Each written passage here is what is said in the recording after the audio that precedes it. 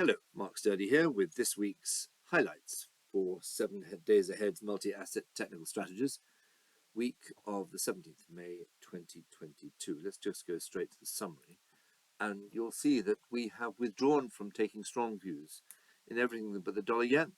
We're big bulls of the dollar against the yen. It's in uncharted territory, but we think it might go on.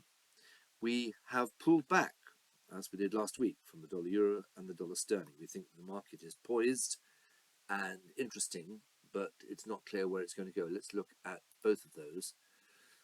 The dollar euro is at this critical level here, where the market has bounced in currency terms 3 times: in 2015, 2016, 17, and 2020. A breakdown through 103.40, just through this last line here, would signal a dramatic turn of events, breaking out of a trading range for the last 7 years, and would look like unimpeded dollar strengthening to come. Similarly, the dollar sterling is at a critical level. This is on closing prices, around 121.5, 122.5.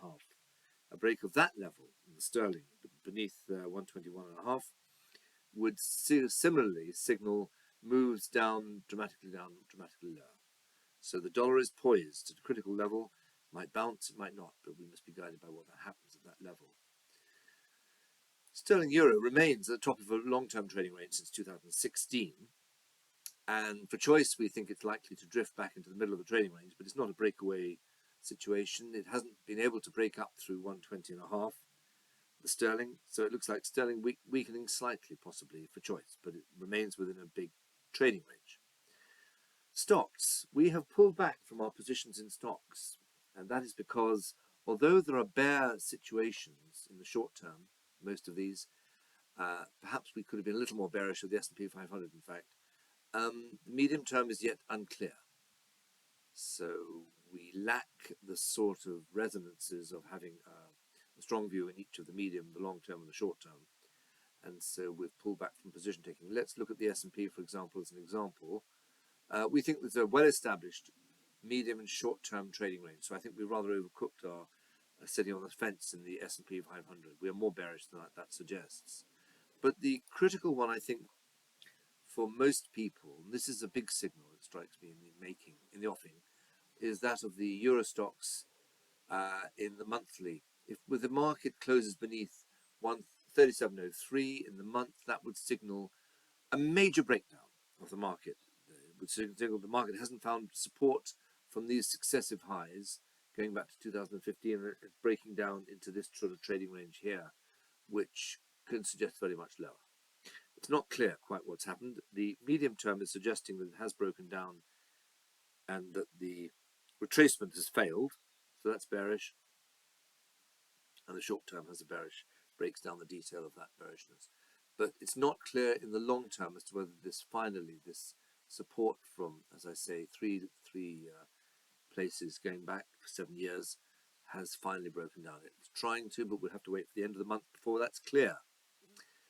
Note the confusion of FTSE, still near its all-time highs, dithering at this level, but nonetheless has important support beneath it from which it's bounced before. So we wouldn't be bearish of FTSE unless it broke 66.30.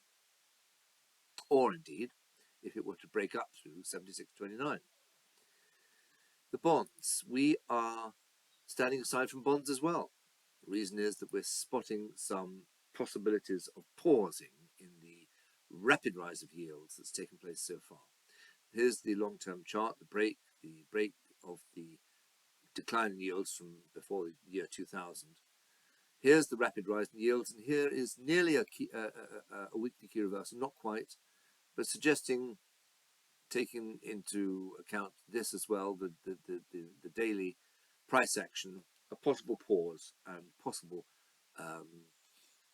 retracement of this bear price trend, bull yield trend. The most interesting of these, I think, is the gilt. The gilt had a very good, very clear reversal signal in yield terms, driving the market up, which has now lost its force since the minimum target of this head and shoulders reversal has been achieved. Here is the move in yields. dramatic and fast since before December, perhaps October. But look here, we have a weekly key reversal there, which is interesting. And if we look at the day chart, that does suggest the makings, a small double bottom, possibly, if it pushed up through here, a head and shoulders reversal in the price action. So something to watch there. As regards commodities, we are interested in the bullish possibilities of oil, which suggests a close above 115.27. We haven't got that yet in the quarterly. Here's the situation, which is a tentative but interesting possibility of a head and shoulders continuation pattern in the oil, which would send it very much higher. And the uncertainty surrounds this price action here. And here we have it in slightly better detail in the June 22 contract. And for choice, we would like to see a move above 110 before we could join the bulls with confidence. This is the detail. Worth noting, a daily key reversal there, but nonetheless, we'd like to have a break above 110 before we went bullish. And gold, we're getting more bearish, but even then it's not clear. Let's look at gold, excuse me. Here we are. Gold looks to be failing 3 times at the same level from the year 2010.